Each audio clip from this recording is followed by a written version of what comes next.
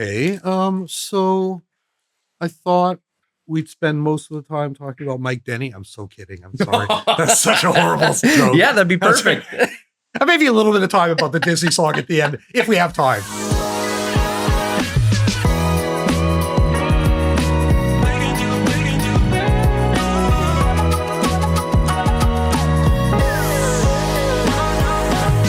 I'm excited to have a guest today who is an artist, a prominent artist in the Canadian country music scene. So welcome to the podcast, Tyler Joe Miller.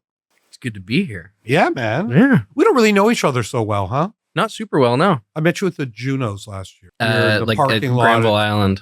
Exactly. Yeah. Where I think I just came and said thank you for doing the compilation. Yeah. And that is what we're going to talk. We're going to talk about a few things today, but we're definitely going to talk about the compilation we have coming out.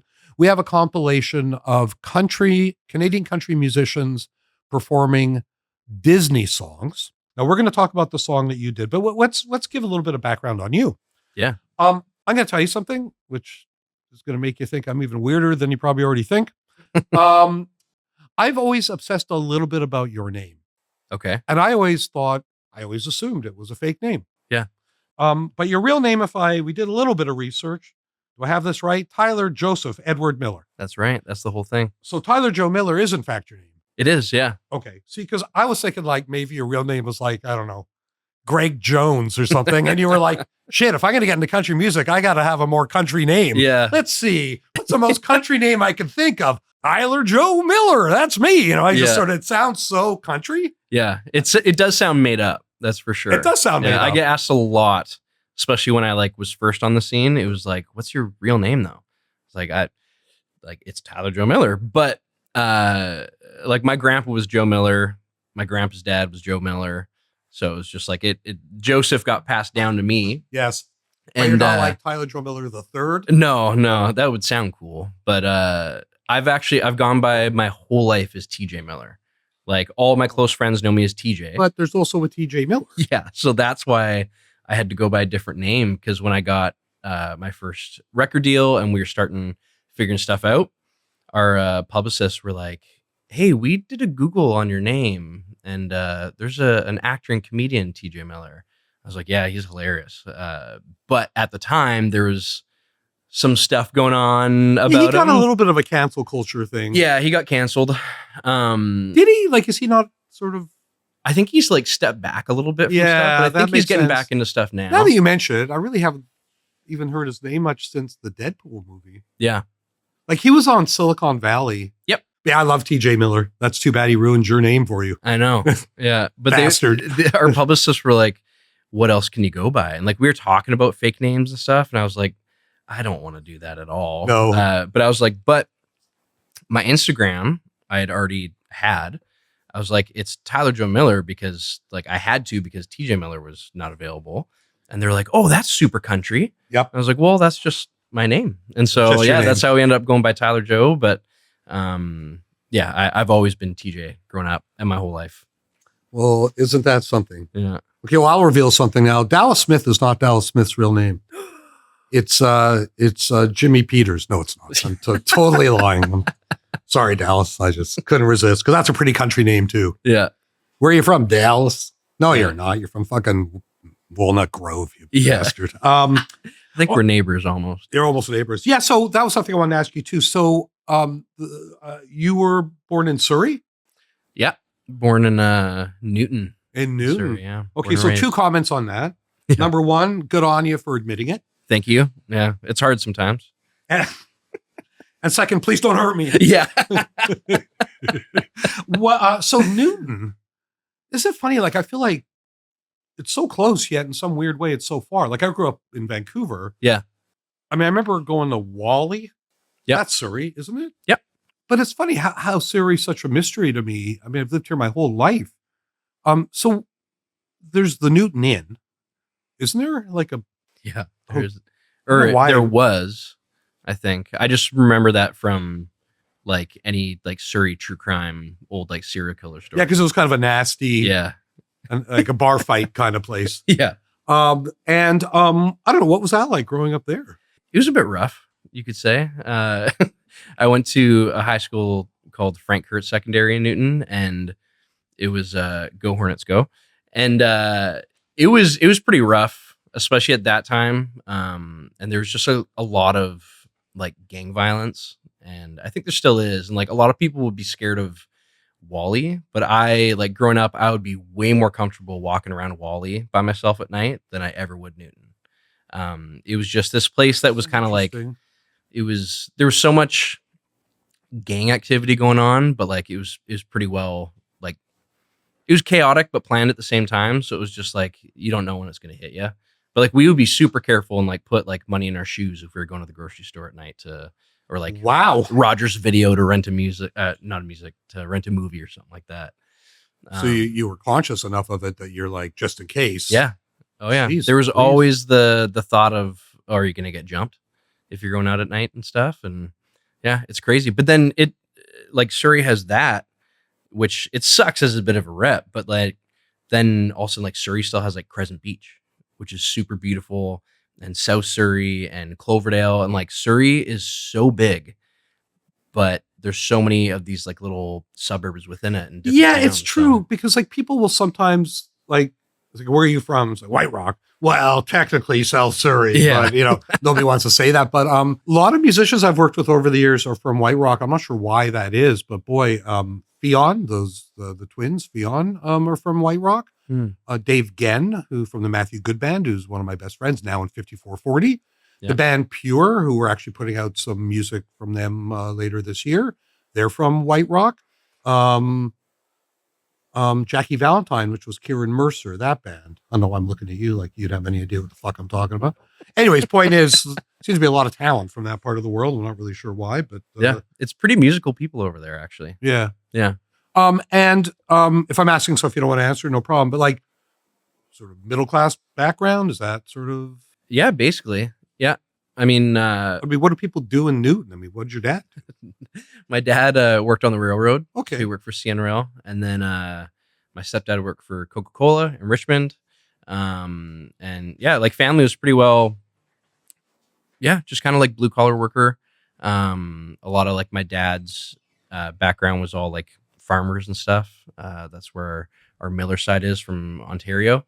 But yeah, and there's not a lot to do in Surrey, so like we've got a cabin up in the Caribou, and so all the time, like that's where I would spend basically all of my summers, and then sometimes my dad would pull me out during like hunting season to go up and hunt and stuff. But yeah, and then we've got like family up in like Prince George and stuff, and but I don't know exactly like the region.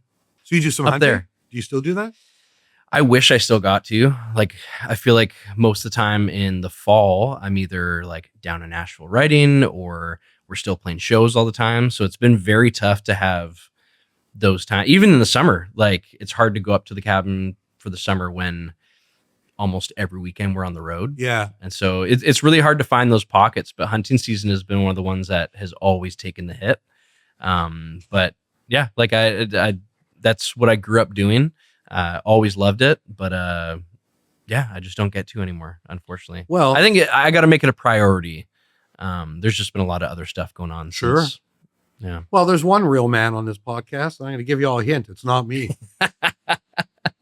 I'm a wuss when it comes to that shit, man. I don't even eat meat. Yeah. I'm wearing a hunt camp Oh, look at hat you. right now. Look Yeah. at you. So what's like the biggest animal you've ever brought down? Mostly it was like moose and yeah, like moose and deer basically around our cabin. And then Gotcha. like I grew up like shooting like grouse. Like that's how we Yep. kind of learned how to target shoot other than cans. Yes.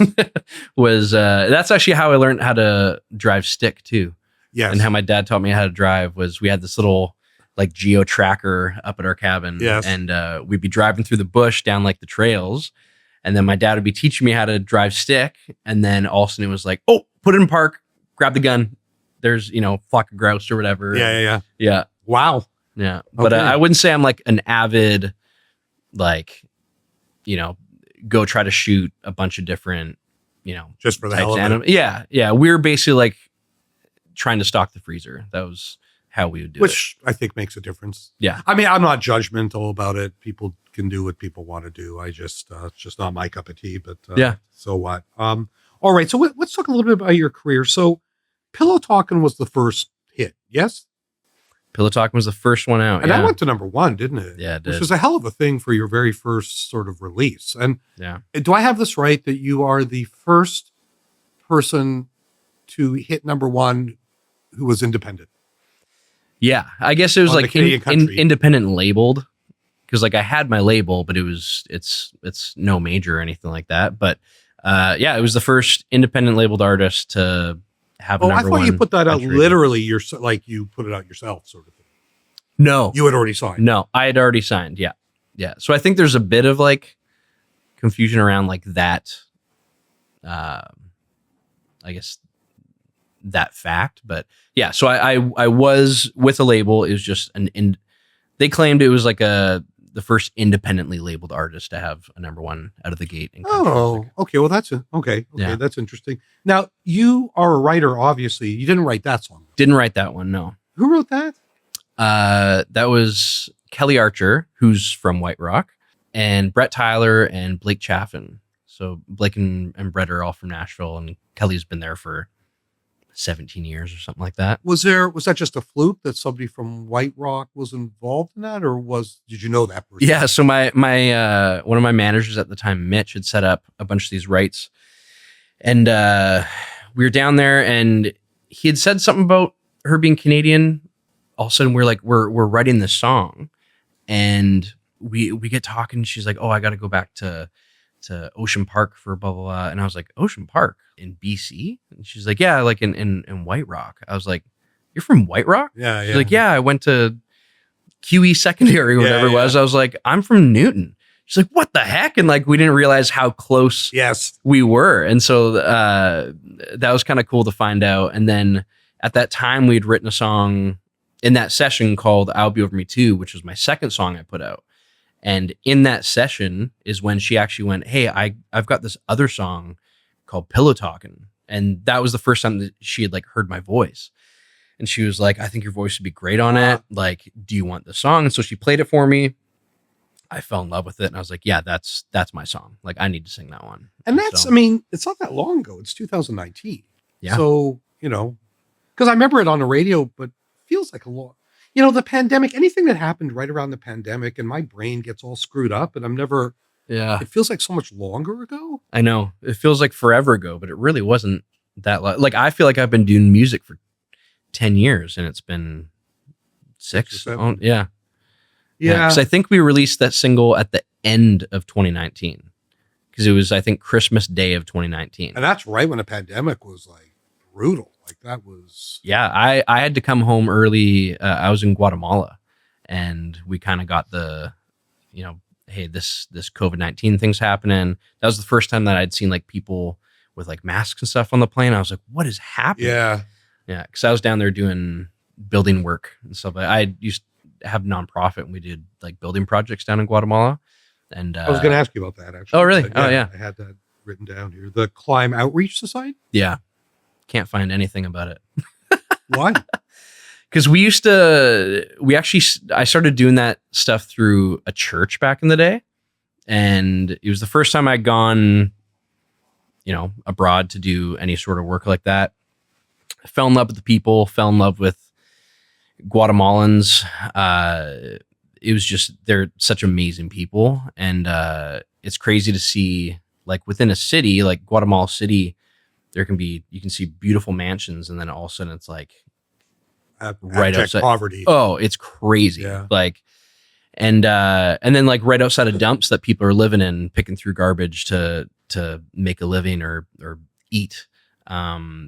There's like these giant gated mansions and stuff, and it's like, what the heck? But yeah, we started doing it through a church, and I fell in love with it. And then that church was like, "Oh, we're not gonna continue going down to this place for really bullshit reasons."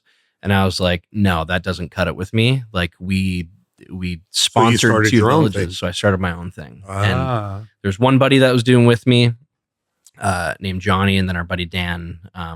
We all wanted to like start this something together, and so we basically took over the villages that we had sponsored with this church, and then took them over for ourselves, because we promised them, we're going to be with you until like you're self-sufficient and you guys are good. And by when the pandemic hit, that was our last trip, and we got told then that our villages started flourishing and that they were starting to help communities around them. And so Our job is done here. yeah, and it wasn't like we still have people that, not from like our organization, but friends that we know that still go down to those Yeah, villages yeah. and see them. And Do you stay in touch with anybody down there? a little bit, not too much. It was an organization called Hope of Life down there that they're incredible. Like we would do baby rescues for malnourished kids, and they had like 3,000 acres of land was their compound, and they would do they'd have like an orphanage there and like bring in foster parents to basically like take in these kids. And they would have baby rescue hospital. They'd have special needs facility for kids that basically get abandoned by families there. And so they have like rehab centers and old folks homes and stuff, and people with dementia and all that are like there to help them and help. They rescued circus animals. So like they had like a Siberian tiger and a lion and a jaguar and stuff like that Wow. there. Like they just want to help everybody. Yeah. And so it's pretty cool what they're doing down there. But yeah, the pandemic hit and then music started happening. And the reason why I wanted to get into music was because somebody had heard me playing my guitar in Guatemala. And because back in the day, like at church, like my thing was music. That's how I started playing music. And so the people that were down there with me, like I would bring my guitar and play and stuff all the time. And then some guy heard me playing my guitar one night and came out in the morning and was like, I didn't know that you do country music. I was like, I grew up on country. I've always loved country. And I had a band back in the day that we would play in Vancouver all the time. And it was like alternative, almost like Alt country? alt, not country. It was like alt. Just alt. Yeah, alt, maybe like punk pop sort of stuff. Yeah, we would play down here all the time. But I kind of wrote myself out of that genre, and I was like, I think I'm just kind of done. And I grew up on country music, and I was like, I think if I get back into music, that's what I want to do. But when this guy brought that up, I was like, oh, it's funny you say that because like I love country music, but I'm kind of just happy. I was a contractor, so I was like, I'm happy just running my contracting stuff and doing this nonprofit stuff. Like people is my passion. So I was like, I'm happy doing that stuff. It's not like I'm chasing music. Yeah. And they were like, and I was like, I was just trying to impress a girl that was out with me anyways. But he's like, well, what if you got into country music and you build a platform for yourself where you can use that platform to influence even more people to help? Yeah. And so that's actually the moment that I was like, shit, maybe that is something that I could do. And so once things started working for me in 2020 and then COVID hits, but like my songs are doing really well. Yeah. Once COVID opens up, I'm on the road all the time. It got into the phase where I was trying to build that platform. And so now I feel like I'm finally at a place that it's like I can take a step back a little bit and try to figure out how I can use that platform to start helping people. Do you know the Nickelback guys? Like, do you know them? I've met Chad a few times. Because do you know Ryan Peake? You ever met Ryan, the guitar player? I don't think so. So Ryan and his wife have a charitable foundation called, it's part of his wife's clothing company, Obaki. Okay. And they do a lot, like they go to Africa and they've been very involved in putting in water systems. Yeah. And so I think it's cool when people, I mean, you kind of went the reverse because Ryan had a success and then they did it. You started doing that and then that led to the music stuff. So Totally. the reverse. And of course, even, my wife, who's also a lawyer, and myself, before we fell into music, which was a complete accident, we were refugee lawyers and our specialty was refugee claimants from South America. Okay. So we had a bunch of Guatemalan clients, Mexican clients, Honduran clients. It's, and it's funny, there's days where I sometimes go, what am I doing with my life? Like, music's a great thing, and to make a living in music's a beautiful thing. But, there are those moments where I kind of go, like, what am I doing? Like, does this mean anything? Yeah. I mean, I don't know. It's just funny hearing you talk about it because a couple of things you said really resonated. Sort of like, hey, maybe I can do this, which is kind of very much what happened with me in music, where I was like, Yeah. huh, was that interesting? Maybe Yeah. this is something I can do with my life. Yeah. Because I didn't go looking for it, Totally. which I think makes it better. I think so. Yeah. And it's less of a letdown too when it doesn't. Right. Like I feel like I chased music for so long, and then once I stopped, music started chasing me. And it was like, all right, let's see where this goes. And if it goes nowhere, that's totally fine. But for a while, like I was in this mindset, and I was young and just a punk, and not. I was just like entitled in a way where it's like, well, I can play guitar and I think I can sing. Why aren't I famous? And one of my favorite bands growing up, they were a screamo band. Who? Under Oath.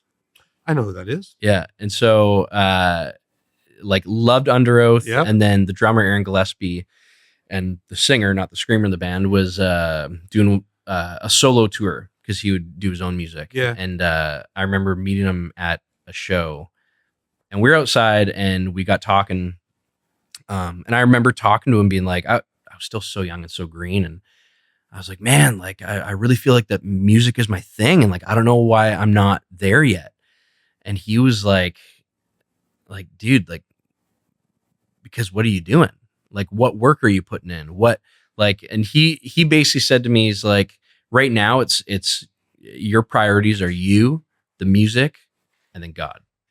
And he was like, until you flip that and it's God, music, you, and you're at the bottom of that priority list, he's like, I don't think you're ever going to be happy or ever be happy with what you accomplish.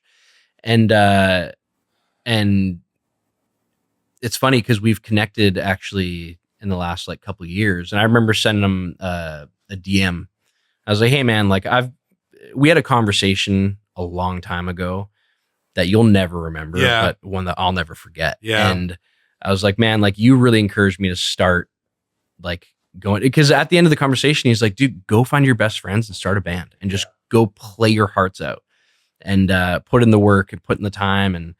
And so I told him this, and I was like, I don't expect a response sort of thing, but like, just thank you for taking that time to have that conversation with young me. Yeah. A lot of musicians don't get that music careers don't happen magically without their involvement. Yeah. You kind of got to get involved in your own career. Exactly. It really isn't enough to be talented. Yeah. And maybe it should be, but it isn't.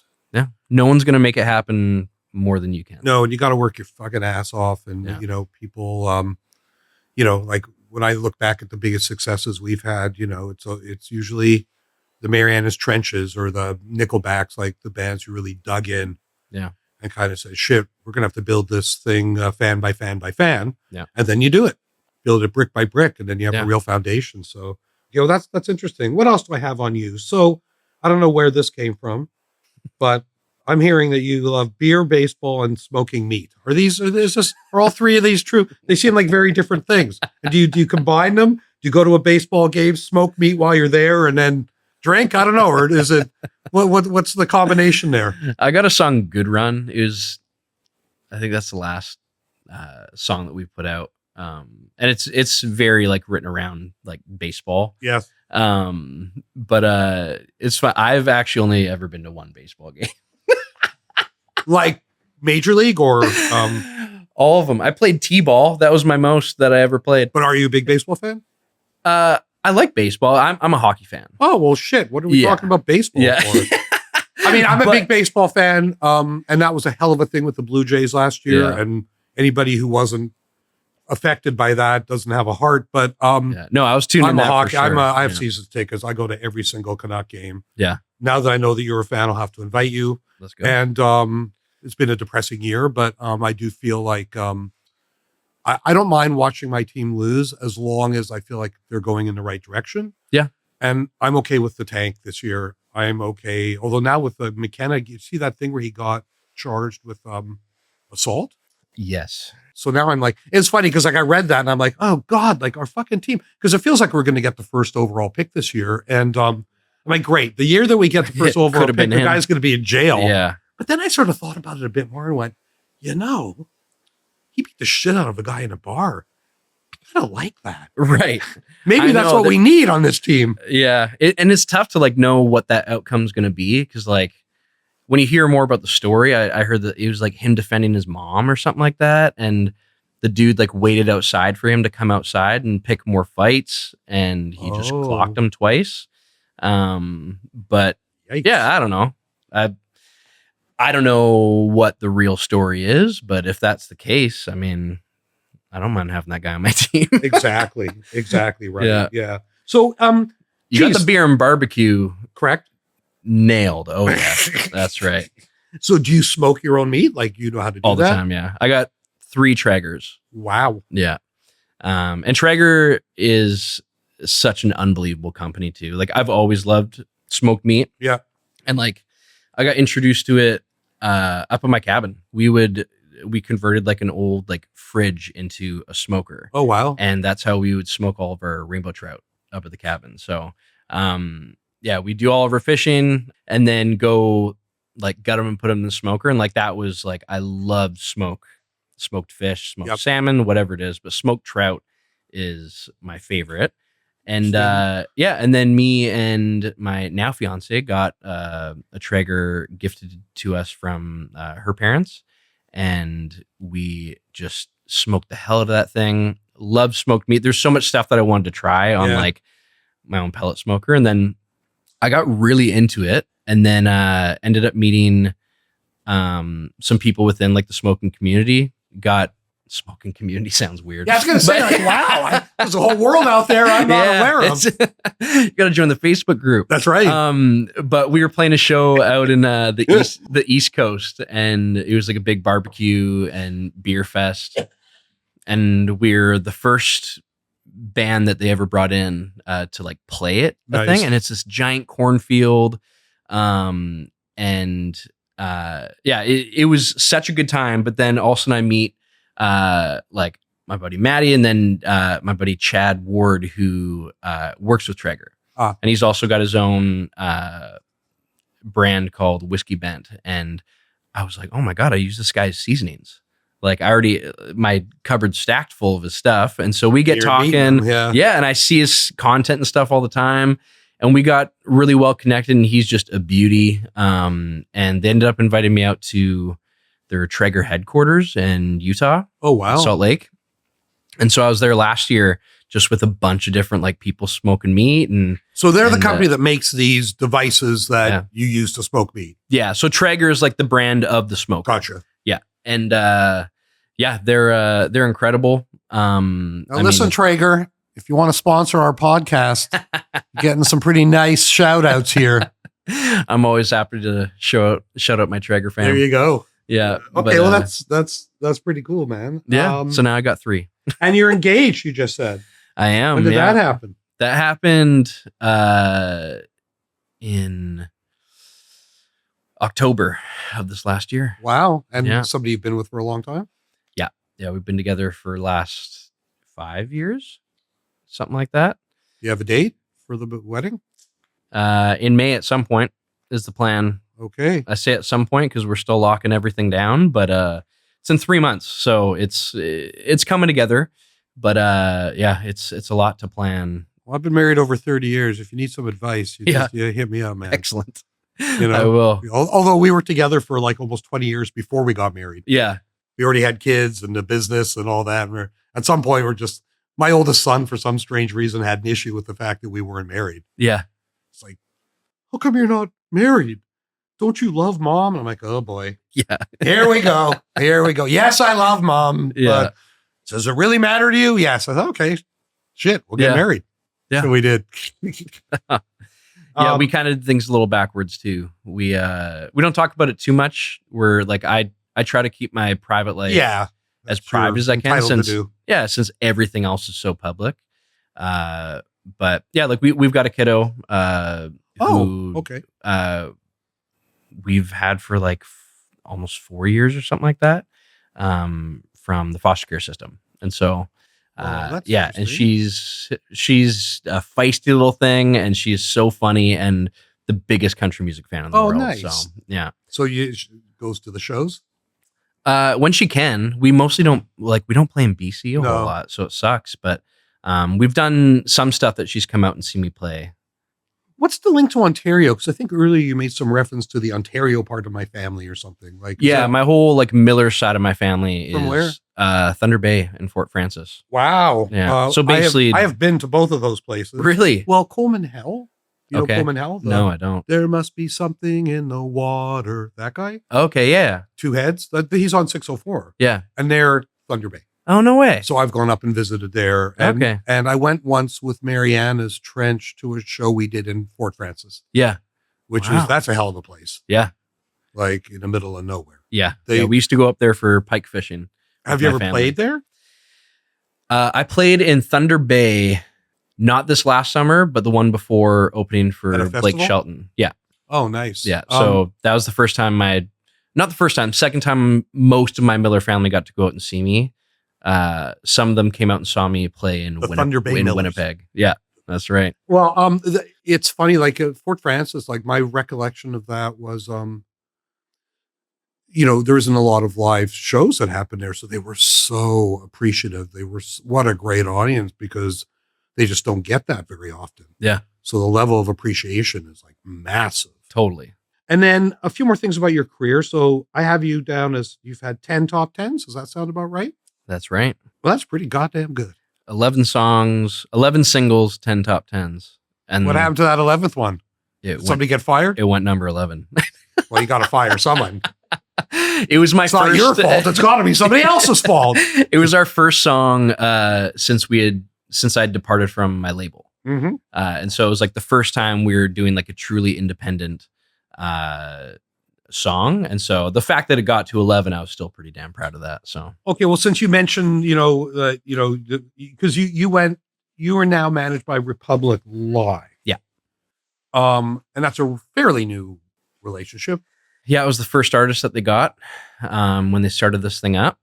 And I've loved the people there for a long time. Like they've just always been so great. And they're friends before we were colleagues. And they own and run the festival Boots and Hearts in Ontario. Yes. Yeah. And so Boots is it's unbelievable. And just Right by where my wife's from in Aurelia. And Okay, so yeah. I have been there. And it is a hell of that space is just Unreal. It's unreal. Yeah. Like I'd played there, I'd been there. And when the opportunity came up, that they're kind of going like, hey, this is sort of something that we're interested in doing. And, not just like the live music side of things, but also the management. Yep. And we believe in you and what you're doing. And we think that we can help, Okay, well, this wasn't Bring supposed to be a some to the table. controversial podcast, but I do have to bring something up, I feel, because you're managed by Republic Live. So Yeah. I don't like to be the bearer of bad news, but obviously Ann Sturck is one of your team. So I don't know how to say this, so I guess I'll just say it. Yeah. She's a big fan of B44. Yeah. I'm really sorry to have to be the one to tell you that, man. So I don't know Is that if you'll be able to survive if you get down this. on me, I'll get down on you. Is that the before frosted tips? That's it. So I'm sorry, man. I'm sorry that you had to hear it Oh, from me. man. I don't know if that's going to change things. I'm gonna have to call her on the drive home. Sure you do. That I doesn't- emailed her yesterday and said, I'm sorry, I'm going to have to mention B44. I'm really sorry, Ann. I love you, but I'm going to have to bring, well, I'm going to tell Yeah. the story now and she's going to kill me. So she was here for the Junos last year. Yeah. And she came to the office to say hi. I've known Ann since Spotify and since Yeah. Universal. Like, I love Ann, great person. And Yeah.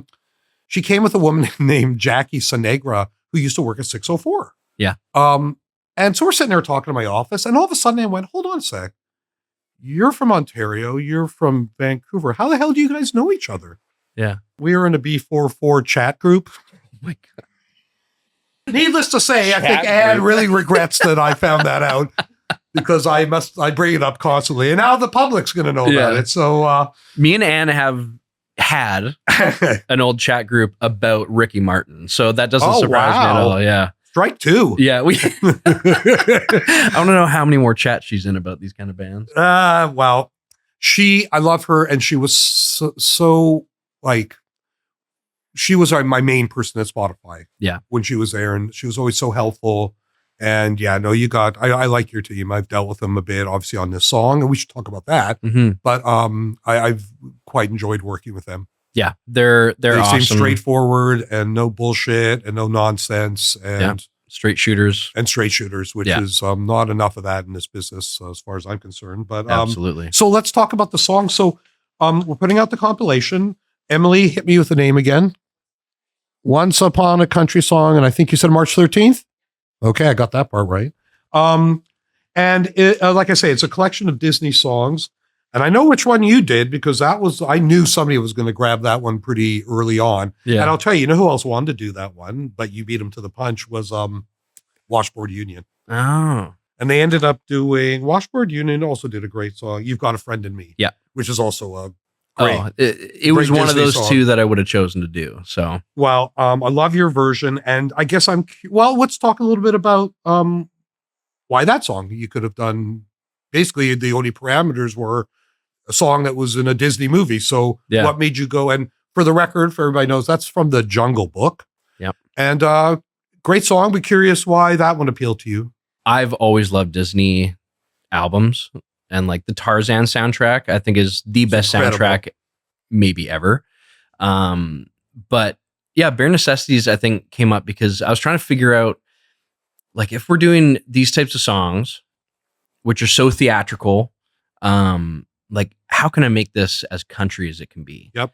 And I was like, if that's the memo, if that's what we're doing, then which one do I think that I could make sound still like true to the original, but also just put that country flair on it? And Bare Necessities just kind of popped for me. And I think like Baloo, who's like singing it in the jungle, I was like, he's kind of my spirit animal, just scratching his back on a tree and floating through a river. And I was like, did you like it as a kid, or is it like loved it? Yeah. So like you were a fan for a long time. Oh yeah. Yeah. And that was one that I was like, oh, I can sing that because I know most of the words already, and but yeah, like my top ones were like Tarzan, Lion King, and like, Jungle Book. Like, absolutely loved them. So from the Tarzan movie, JoJo did, I got the list here. You'll Be in My Heart, which is Sting the original on that? No, that's Phil Collins. Phil Collins. Yeah. Such a good song. All of them are like, it's just loaded with, like, there's something about it that just like the whole movie being about trying to find where you belong. Like, I feel like just really hit me in a way. Cause like, we're all trying to figure out where we belong. And, I think that's how I found like church in the first place back in the day. I don't go anymore, but like there's a saying that they say, like, you find church either for one of the 3 B's, because you believe, because you need to change your behavior, or because you are looking for belonging. Yep. And I found that with belonging, and I feel like it's something that we're always searching for. And so like a movie like that, like Phil Collins just made that soundtrack. Like, it made the whole movie. It wouldn't be that movie without that soundtrack, and so there's something really cool about that. But I think that it's also got that in the Jungle Book too, which is kind of cool. I think a lot of those movies have that aspect to it, but something about Bare Necessity, I was like I'm a pretty sarcastic, jokey dude. And so like, I don't take myself seriously at all, but I feel like that was the perfect song for me to do, because it was like, man, I could just have some fun with this. Yes. And like, let's show kind of the goofy side. And there's some lyrics in that song that I don't know what the hell I'm singing right now. Yes. But yeah, and then the band that played on it just like absolutely knocked it out of the park. And even the intro, I had this idea of like, in the original Bare Necessities, they've got this like string section that brings it in. And I was like, man, like there's something cool. That's not country, but like it could be. And so Janae, that played the fiddle parts on it, she brought all of her strings that she's got and just like did this whole like theatrical intro to it. And then all of a sudden you hear the drums come in and the whole band playing just super twangy country. And I thought that was really cool. Yeah, it's definitely one of my favorite tracks on the record. No, you don't have to say that. I mean it. I've said it from day one. I'm of the age, I'm old, man. That movie must have come out in the 70s, because I remember it as a little kid. Something like that, yeah. And then my oldest son, Connell, when he was, 4 years old, 5 years old, that was his go-to. Yeah. I used to have to call him Mowgli. He made me call him Mowgli.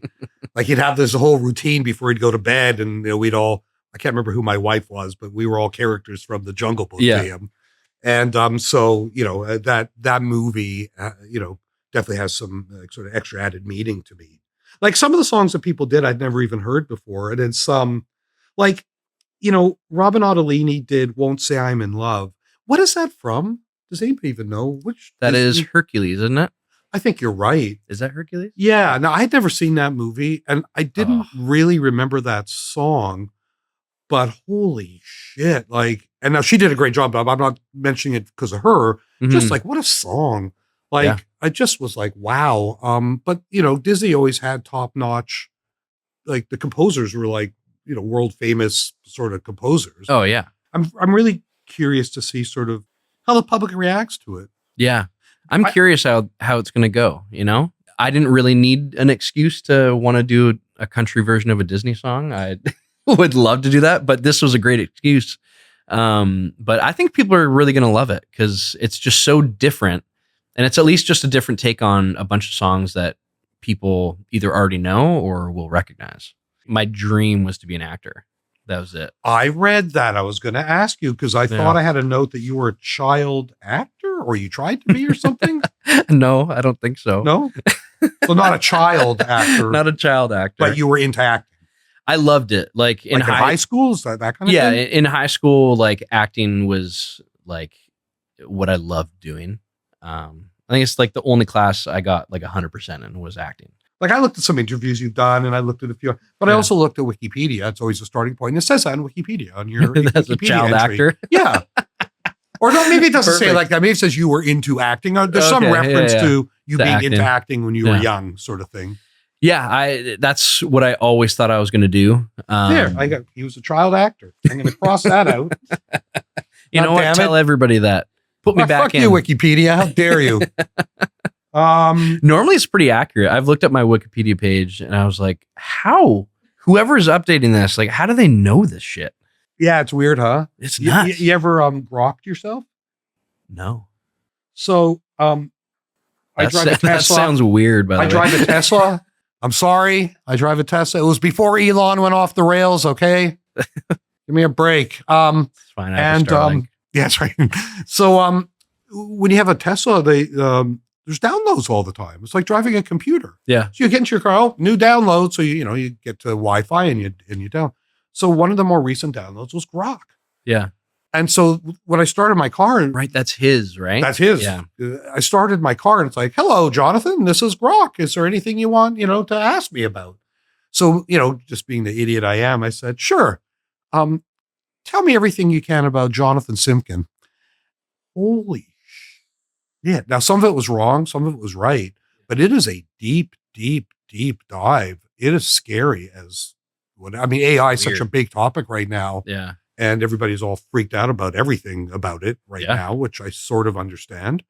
But grok yourself sometime. Yeah. It's shocking. Go grok yourself. You can just do it right off of Twitter. Yeah. It's weird, man. That's bizarre. Yeah. At least I use Chat GPT for like, it's nice to use it for just stuff you don't know or how to learn, the things. But at least that one, it's like, I gotta, maybe it would work the same way. Cause I guess it just feeds off of everything that's online. But, at least for now, it doesn't know that much about me. Do you have any feelings from that I've asked? Do you have any feelings about the AI thing in music? Just because it seems like such a hot topic, or like people seem so afraid that, Spotify is just going to turn into a receptacle for AI created music. I'm not too worried about it. I think that people are super interested in it right now, and they're interested to see what it can do and where it's going. But like, I think when the songs were these like, top songs are AI right now on whatever, Spotify or whatever it was. I think it's because people are just going like, I got to listen to this. It's not that like people are actually wanting to listen to it. You can tell when you hear an AI song. I agree. I've had people, pitch me songs and send me songs that are going like, "Oh, you got to listen to this demo." And the second it starts playing, I'm like, oh, it's AI. And like, it really does make you not want to listen to it. Because it's like, well, I want to hear a real human being singing this and whatever. But like, I get, if you're in a writing room, you don't have a track guy, you don't know how to record yourself. Like, I get it, but I'd way rather hear a shitty work tape on an iPhone of somebody singing it than I'm with you. Get an AI. I agree 100%. I mean, I'm not against it. Mm-mm. I mostly just don't give a shit. Like, it doesn't matter to me. And there's that big kerfuffle about that band on Spotify, Velvet Sunset. Did you ever listen to that? No. Because that's when, they've got 3 million followers and this is bullshit. And Spotify's just going to load up with AI tracks they don't have to pay royalties to and, yada, yada, yada. So I went and listened to it. I'm like, well, I got to hear what all this, kerfuffle's about. Yeah. It is the most boring. Like, I'm a fan of Genesis, especially old Genesis when Peter Gabriel was still in Genesis. It sounds like the worst Genesis album you've ever heard. Like, just boring prog rock. And it just was like, it just doesn't, I just don't find it interesting. It's just not interesting to me. I don't care that a computer can write a song. Yeah. There is ways to use it that are helpful. Like, I've found, like, sometimes I'll write a song and maybe I have like a really bad work tape or the demo's not really good enough or like makes me really love it. And I've had songs that I'll go like, I wrote the song off because I'm like, I can't hear it. Yeah. Like, I feel like I'm pretty good at hearing songs, from a work tape. I can hear what I think the production should sound like. And there's some songs I just can't. And I've had some that I've thrown into Suno and go like, give me a version of this or a version of this. And all of a sudden it gives me something and I go, I never heard it like that before. So now I think I can chase that song and get even So it gives you an better. idea. It inspires you to do, okay, well, that's interesting. See, I like that. Like, I've never had a problem with it in the sense of like, when AI is used to enhance as opposed to create. Yes. I'm much more into it. Yeah. And so, and there were some interesting uses. Like, Chad Kruger wrote a song and he wanted to have a specific well-known vocalist duet it with him. Mm-hmm. And so he used AI to recreate that person's voice. Yeah. And he sent it to me. I'm like, holy shit, how did you get so-and-so? He said, well, it's not so-and-so, it's AI. Yeah. So that I thought was Nuts. cool. Cause I mean, Chad wrote the song and it was just like, hey, I used AI just to see what it would sound like so I can show this person. Yeah. He could have just asked me to sing on it and I would have. Exactly. He didn't have to create an AI of I my told him voice, that. Yeah, I know. I said, Tyler's very approachable.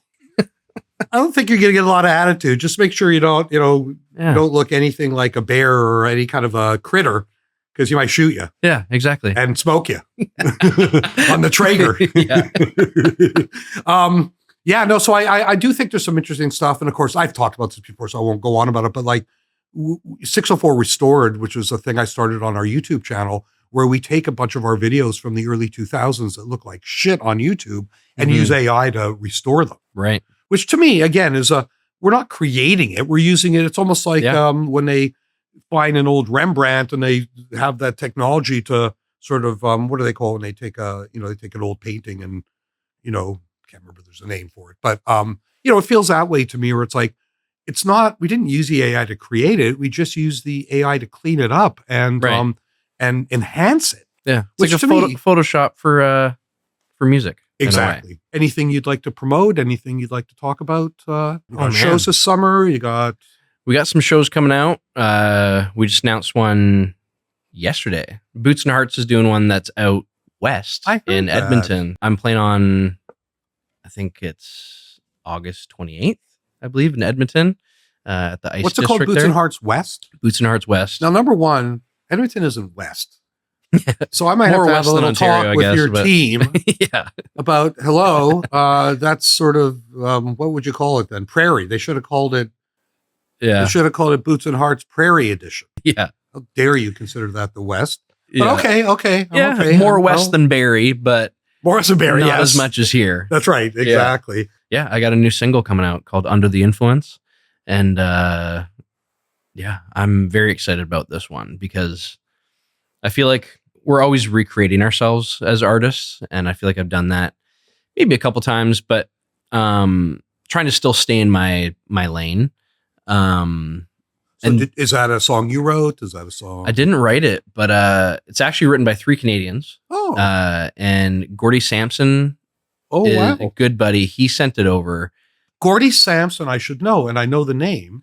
He's written like Jesus Take the Wheel, Carrie Underwood, and that's probably his most like famously known one, but he's written so many songs. And yeah, he's incredible. And he sent it over to me, and the other writers on it were Dylan Guthrow, Kelly Archer, and Dave Sampson. So three East Coasters, one West. Is that his brother? No, just I don't think related. So Kelly Archer, is that funny? So she's involved in your very first single. Yeah. And now she's going to be involved in your next one. Kelly has written a ton of songs with me. Oh, nice. And also pitched me a lot of my singles. So she's been, if not half, more than half of my songs is like with Kelly. Oh, nice. Yeah. And we've got some interesting stories too with how songs have gone. But this song, they sent it over and I was like, holy shit, like there is something to this one.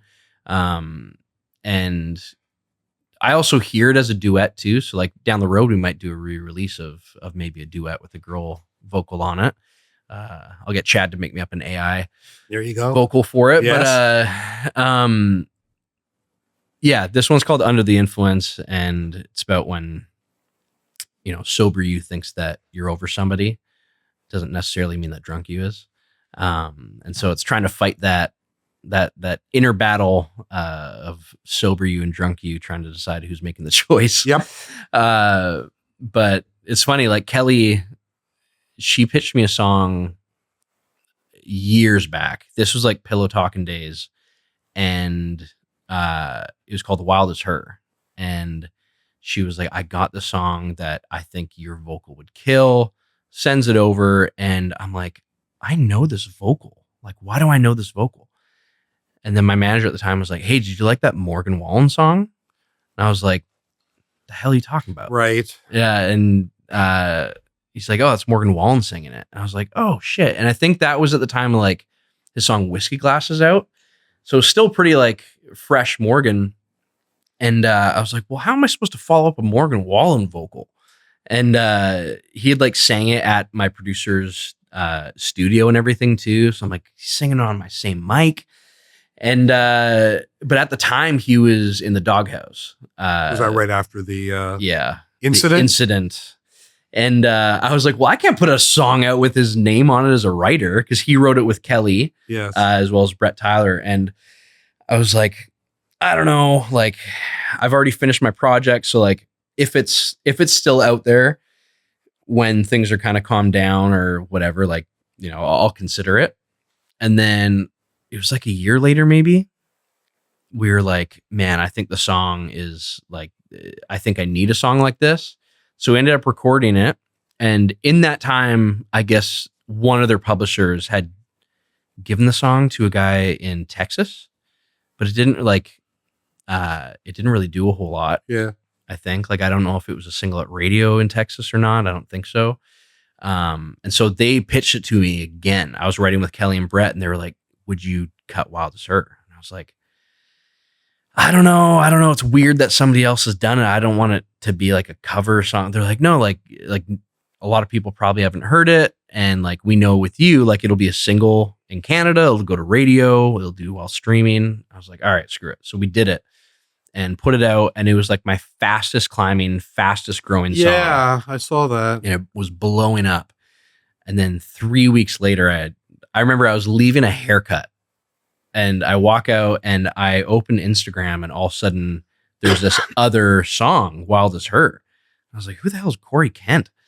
Why is he singing my song? And I like texted them. I was like, what is it? And they're like, we have no clue. And it was one of the publishers had Corey on their label side. And so they're like, oh, like it must have come to the top of the pile when we decided to cut it and get the rights for it. We had something happen like that, like fairly recently. That was a real fucking drag, and I won't say the artist, but where I was really pissed off because the writer, who was a Nashville person, we sort of had guarantees that the song was ours, and literally the same day we put out ours, another version came out. Same day. Oh, and look who produced it. Oh, the writer. The guy who assured us that there wouldn't be another version. He produced this other version. And I was just like, okay. But it's funny, right? I think I know that one. You probably do. But I mean, the country stuff's funny, right? Because, I mean, the thing about country music, I know I'm not telling you something you don't know, but, you know, one way it's very different from, say, alternative and rock in particular, is nobody gives a shit who wrote the song. In other words, the fans don't give a shit who wrote the song. Yes. Whereas in rock, if you are singing a song you didn't write, people accuse you of not being authentic and not being. Whereas in country, it's like, who cares who wrote the song? Yeah. Which I find interesting. It's interesting that it works that way. Yeah. You know, look, there's country artists who never wrote a single song their whole life. I mean, did George Strait ever write his own songs? No. And you're a fan of George, aren't you? Yeah. I think I read that somewhere too. Yeah. Me too. I grew up on Paisley. Paisley's my number one out of any artist in the whole world. Garth Brooks, Dixie Chicks, and basically George Strait and like Brooks and Dunn. Yeah, George Strait for some reason has always really resonated with me, and it's one of those things where sometimes people are surprised how much I like George Strait. Yeah, and I'm not even sure I can explain it myself. Yeah, but I think it's something about how immaculate the productions always are. Who's that slide player that is so famous in Nashville and everybody uses him? I think he's even still playing, and he's on all those George Strait. I always forget his name. We got Franklin. him on it. What's his name? Franklin. Yeah. Paul Franklin? Paul Franklin. So, we got him on a Jesse Farrell song, 15 years ago. I'm so stoked because I'm such a fan. And it's like, you listen to a song like, even something as sort of relatively innocuous like River of Love by George Strait, that guitar solo. It's kind of the song, and then that guitar solo just takes it to a whole nother plane of existence. Yeah. I've always liked that about him. Like the instrumental stuff on all the George Strait tracks are incredible. Yeah. So really big fan of his. I couldn't give a fuck who wrote the songs. Doesn't matter because he makes them his. Totally. Yeah. I think that's like for my side of things, like with that scenario, like at first I was pretty annoyed with it because like that sucked because I started seeing the decline of mine with that one blowing up on TikTok and became a number one in the US. Like I went to the number one and like album release party in Nashville to his. Oh, weird. And I was like, this is bizarre. Like, no. I actually passed by him outside of the venue and just said, hey man, great show. Did he know about your version? And they must have known about my version. They must have. But I feel bad because like Kelly, when she plays it at Right Around, she'll be like, I know everybody here like knows this version, but like there's this guy Tyler Joe Miller that got in Canada, and like I feel bad that story always has to be explained. But for me, I was like, yeah, it sucks, but also like I got a lot of songs. I can move on from it, but I was like, it's really a major kudos to the writers that had 3 artists to want to cut it. Sure. And not give a shit that other people had cut it. Like, I think that's pretty cool for the writers. Yeah. And I mean, as I always tell artists, especially new artists, when we sign them, it's like, you're going to have a lot of ups and downs in your career. That I promise you. And, it's as important not to let the high moments take you off course, just like the low moments shouldn't take you off course. Yeah. It's a blip in a big career. Who cares? Yeah. Okay. Well, anything else you want to promote? Anything else you want to? I think that's kind of what we're mainly promoting. Great. We talked about smoked meat. Beer is the only other thing, I beer? Brew a lot of beer at home. Oh, you do the actual home brewing stuff. Yeah. Got my system and everything at home. Wow. Not too bad at it. It's pretty good. Okay. Well, listen, thank you so much. This was fun. Once Upon a Country Song coming out March 13th. Look at that. Thank you, sir.